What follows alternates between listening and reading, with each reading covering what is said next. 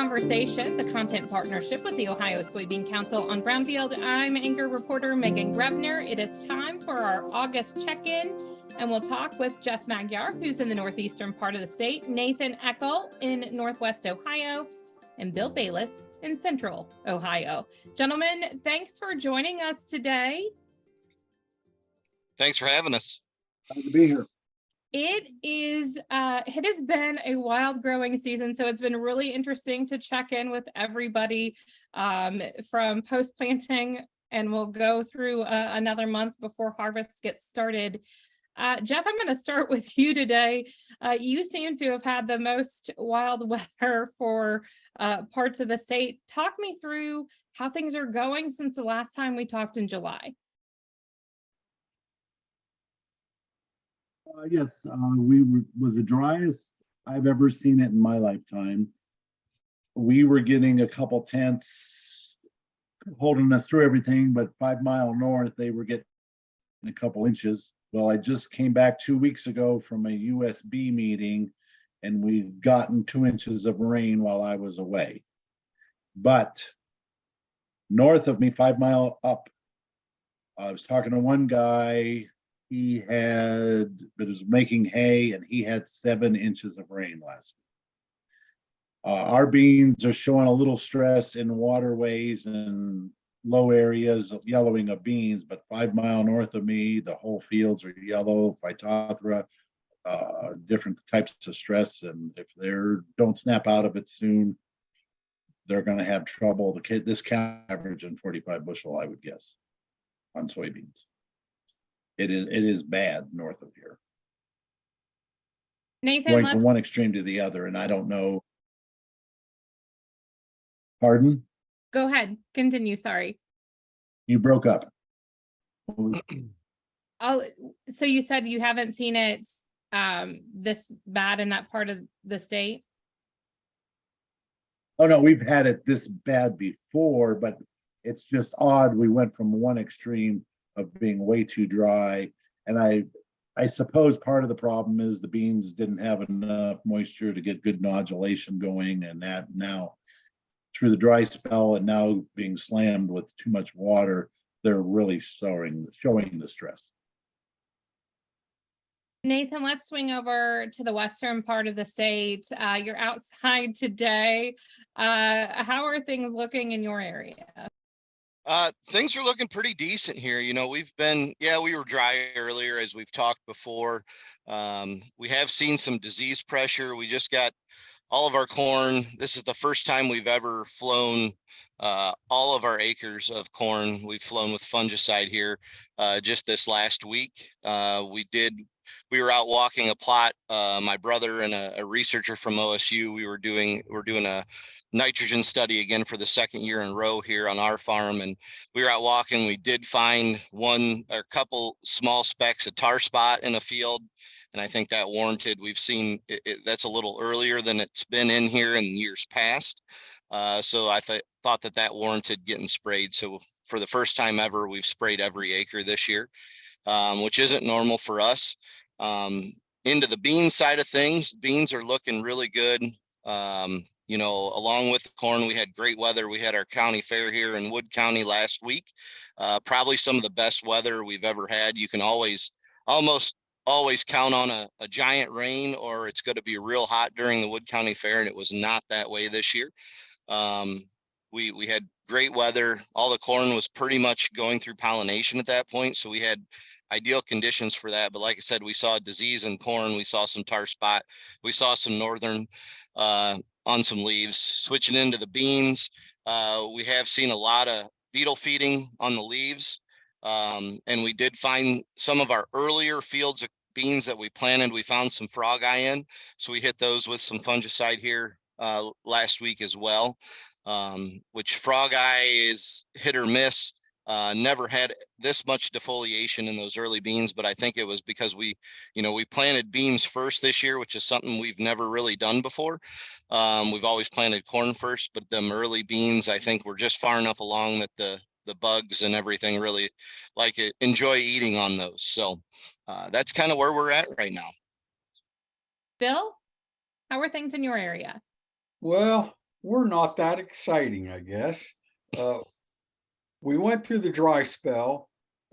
Word is, and not only word is, I think has affected us some there all through June.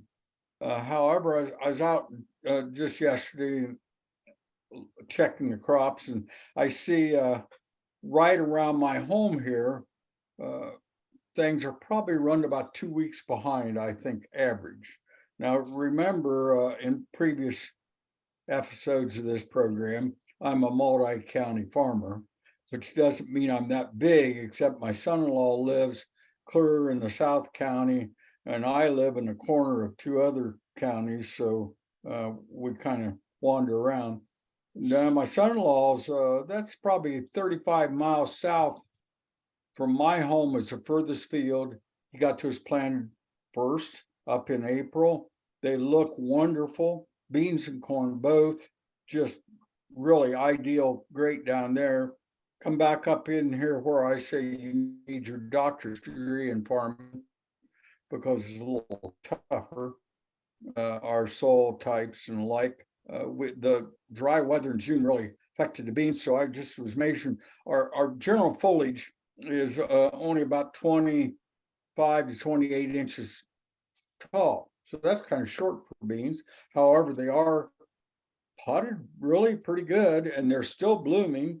So I'd say we're in R2, R3 stage on beans and relatively clean. Guys had to spray a lot, no disease pressure whatsoever yet.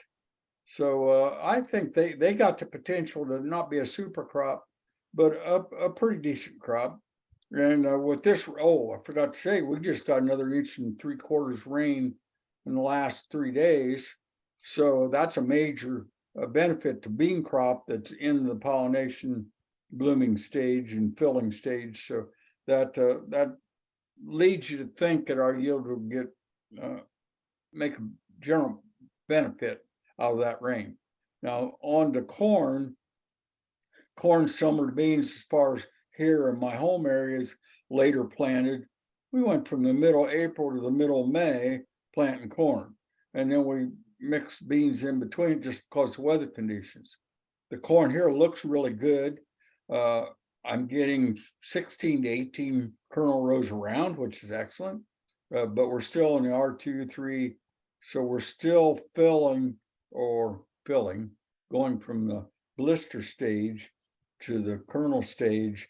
So I'm thinking that looks promising because we just got this recent rain without any disease pressure, plenty of nitrogen on it. So those in kernels should fill. So maybe not the best yield we've ever had, but a good yield. So. And I'll open this up to whoever wants to go first. Knowing how your growing season started, specifically for Bill and Nathan, because Jeff, I think you're even more not abnormal, but like have had a more stressful start to the growing season this year. Are you surprised with what the crop potential is, or do you think you'll be surprised pleasantly when it comes harvest time? I think we will here in Northwest Ohio. I get around quite a bit for our livestock operation, hauling feed, and just being around the state of Ohio. The researcher that was in for taking some tissue samples from OSU said that the corn that she was in was the tallest she had been in this year. And so that's kind of comforting. And knowing what we went through, we've never really had that big pounding rain this year ever. Everything we had was 1/2 inch to inch rains. It's been ideal here. I will say we didn't talk about wheat earlier. I think the last time we spoke, we were just getting ready to start wheat harvest, and wheat harvest was just above average for everybody, if not well above average for some guys. And there was a lot of double crop beans get planted in this area. You know, with the amount of moisture that we had, usually this time of year, we're in drought conditions, and it was advantageous for guys to plant double crop beans in this area this year. And a lot of guys with the wheat prices that we had, had a lot of wheat this last year, so there was a lot of double crop beans got planted in this area. Bill? Well, I've got some friends over in rest of the Midwest area, and I noticed that one of the guys over in Iowa was talking about, he was showing an ear of corn that wasn't pollinating because of the extremes they had there. So I'm thinking I'm fortunate here, what I found, and I think given the swings, we're still going to be a good solid average crop, or maybe a little plus average would be my take.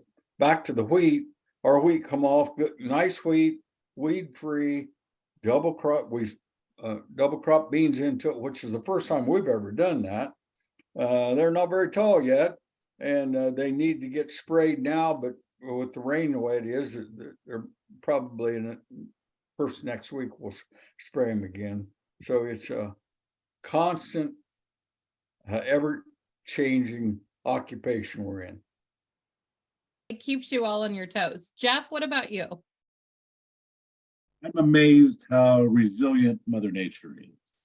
Because a month and a half ago, I didn't think our area, how much things had improved with after being so dry and then getting the rain.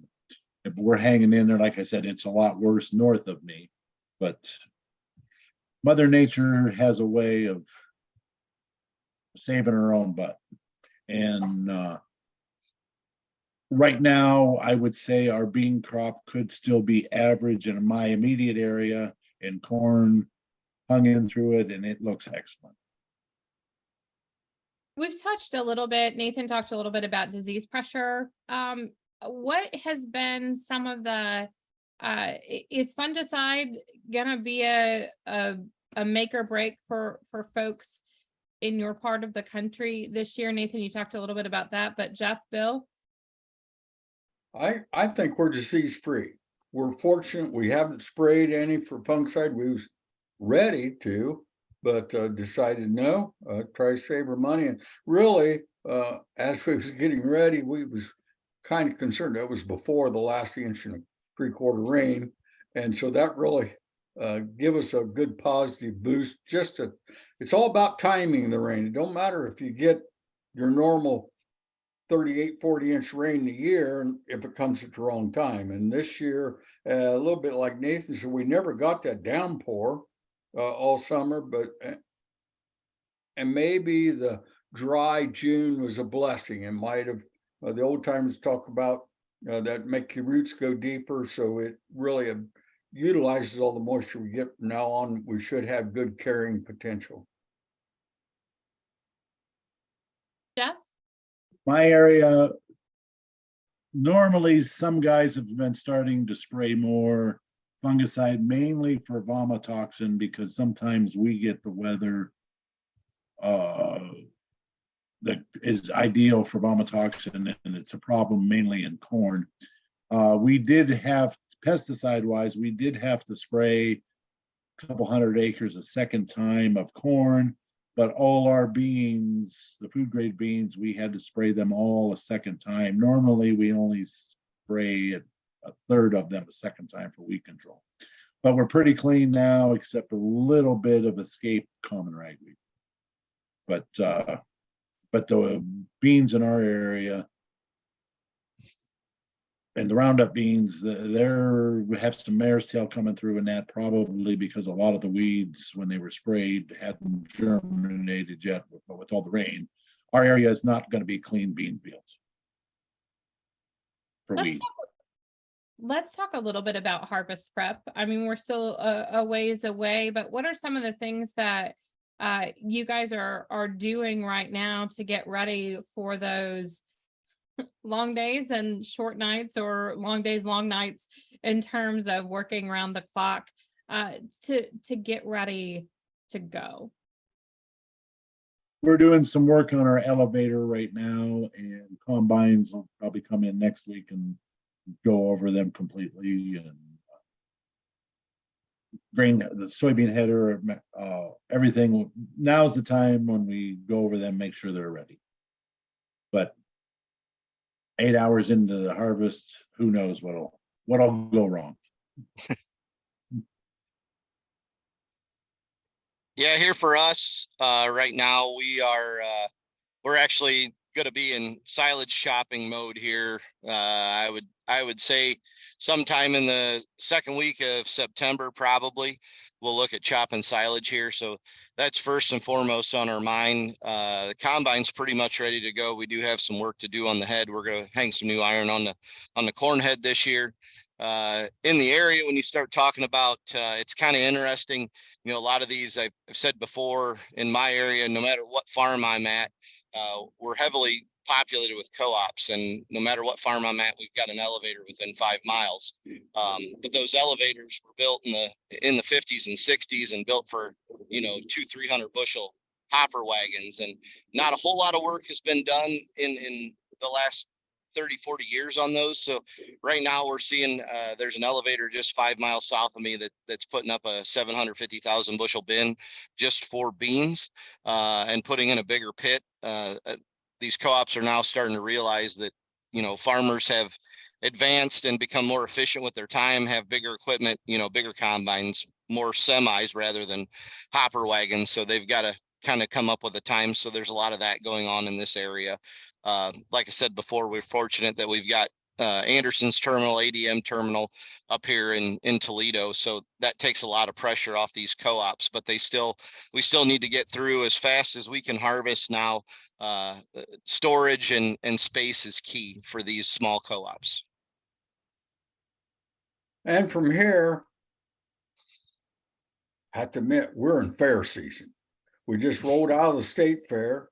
The grandkids are in the Champaign County Fair, and that's first in priority right now. Now, next week, we got to continue fixing water lines that all of a sudden decided to break.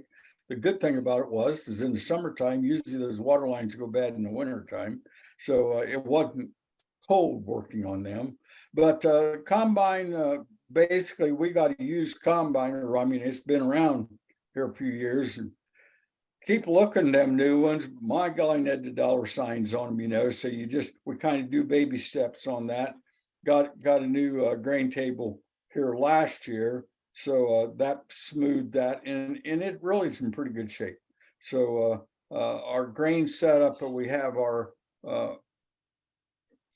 Ben Equipment Company comes in, does a summer service, which is scheduled but hasn't been done yet. But going back to the semis that he just trade and got 2 new hopper trailers with the automatic roll tarps and everything, which kind of makes it nice, because the old ones is getting pretty hard to crank at the bottom. We rebuilt those bottoms a couple times already, but it's all about getting it to the grain elevator. They shut down our small elevator just right down the street from us here, which was handy for us if we had some overage, but generally speaking, our grain setup is enough for our entire crop, and that allows us to run 24 hours a day without having to wait on the elevator to open at 8 o'clock and close at 4:30 like they do sometimes. So that's it's not they didn't have enough storage, but it's the convenience factor. Where you got it when harvest time's here, you got to take advantage of the weather. Nathan, I want to go back to something you brought up about some of the co-ops playing catch up. How challenging is that for you as a farmer to know that they're not, that equipment or that tool that you guys use for storage or to move grain, right, isn't running at the same tech speed or capacity that you guys are? How does that need to change, or what needs to happen to make that more efficient from start to finish during harvest time for you all? Yeah, well, the biggest challenge, number one, is space, and number two is manpower, right? And like I said, in this area, there's not many farmers that have bins because we are so close to the terminals here in Toledo. We do have the ethanol plant in in Fostoria. We also have ADM has a soybean crush plant in Fostoria as well. So there really hasn't been a need to store grain. We've always historically been able to get the crop to the elevator in a timely fashion. But as you know, as the number of farmers dwindle and the farm sizes tend to get bigger, and even if they are smaller, a lot of guys are finding it, you know, a little more efficient to purchase that semi. Doesn't have to be a big one, but they can get crop to the elevator a lot faster. But the other thing that they've tried to do, I've seen it from both sides. Former board member at the local co-op, just got off here 2 years ago, but you know, a lot of our pre-planning discussion revolved around, you know, that labor piece, and Jeff can probably speak to that a little bit. You know, so to kind of combat that, you know, there's certain aspects that they've been able to automate. You know, but that's a big capital investment too. So you need to strategically place that automation where you can in order to get the most bang for your buck. And you are going to, you know, there's areas where we had elevators before that urban sprawl has encompassed that. So doesn't make those elevators quite as advantageous. So you lose some bushels of storage because of that. That's just the nature of the beast in this area. So they have made strides, just they can't make strides as fast as what the farmers can, because things have changed so fast, no matter whether it's technology or size of machinery. Right, and I know one of the golden rules is farmers don't wait in a line well. And when there's combine sitting because you can't empty, that doesn't go over well. And I know in our area, like, we'll be open to midnight sometimes. If we're taking grain off, we are a location for Centerra Co-op. We will take farmers' grain. If we're open, the customers can come in, and they greatly appreciate being able to have everything empty for morning, or being able to, if it's going to rain, if we're running, we're open, and we'll take customers' grains then also, because farmers do not wait well. Talk to me about the labor challenge. I know finding long-term on-farm help can be a challenge. Jobs are competitive. How does that disrupt what you guys do in the fall when you need, if you hire temp help or you hire part-time help in the fall, how challenging is it to find the right people to meet those needs, whether it's on farm or even elevator capacity as well? You know, the challenge is we've got in Northwest Ohio, especially, you know, we've got Amazon here in Rossford. You've got a Home Depot warehouse, you know, and all those facilities are, you know, starting pay in the mid to upper 20s. And it's hard to compete on a tight margin like we have here, whether that be on farm or at the co-op level. And that's our biggest challenge is as these, you know, e-commerce companies get bigger. Now, I did hear the other day that Amazon said that they way overhired when they made their last expansion. So, you know, maybe some of those folks might come in there, but as we get further and further away, you know, these families get further and further away from the farm, and it's tough to find people that have a passion for agriculture. You know, you're looking for truck drivers at that point that don't. The tough thing for me is finding somebody that has the same passion and drive that I do, because it is a family farm, and you know, you've got myself and my two brothers that are farming, and you strive to find somebody with that same passion that you do, that has the same care for the equipment that you purchase, that you're running every day, and that's the challenge for me.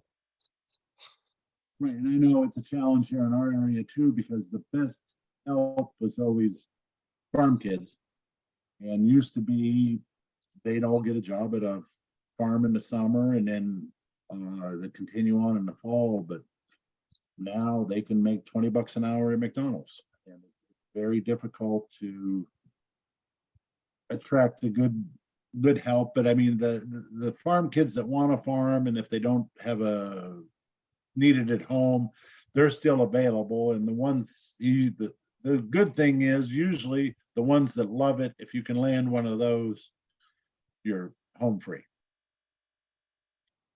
On our front here, we're a little different because we're a smaller operation compared to the other guys. but we've been fortunate that my son-in-law he used to work at Honda, and he's got several friends there that were farm boys when they grew up, or just good friends that thinks it's kind of neat to drive a semi or come out and work ground for something like that. So there again, it's just people power. Friends in the right places, and make sure you keep those friends and use them to where they enjoy it, but they're still dependable. So we don't have steady daily work. It's intermittent, and you kind of takes a little planning in advance to make sure you got them lined up at the right time so they don't plan their vacation or something like that. And they got to get up and go to work, maybe still if they have a town job yet. So adjust the hours that way. But it's amazing how we all work. The biggest problem of being a smaller farmer is the technology and like the new equipment. You want to spread it out over more acres. Well, we don't have as many acres to spread it out on. So that's the trade-offs both ways. Gentlemen, it's always good to check in with you. We will talk again in September, but before I let you go, just some final thoughts today as you look ahead to the next month. What are you watching for, and what are you kind of paying attention to? Bill, we'll start with you. Weather's always it. We hope to get an open harvest. I have friends, I'm on the USB board, and particularly those guys over on the Carolina coast. Oh my land, hurricane just takes them from a wonderful crop to devastation overnight. Fortunately, here in Ohio, we're probably past the major risk of a hailstorm. That's usually the biggest, they call it the big white combine when that comes through. So I think we've pretty well got by that. But now it's just, I've lived through some wet fall harvests that I just dread. So the big issue on my mind is be ready. And when that crop is ready, this year I'm concerned about it's going to be a couple weeks later. That couple weeks can be awfully important. So be ready to get the crop off when it's time. Nathan? Yeah, we're watching the markets pretty hard right now. They're pretty volatile, with everything that's going on, from weather to everything that's happening over in Ukraine there. It seems like that changes on the daily. We haven't heard a whole lot about, Brazil, South America here lately. It seems like the war has really dominated the news here.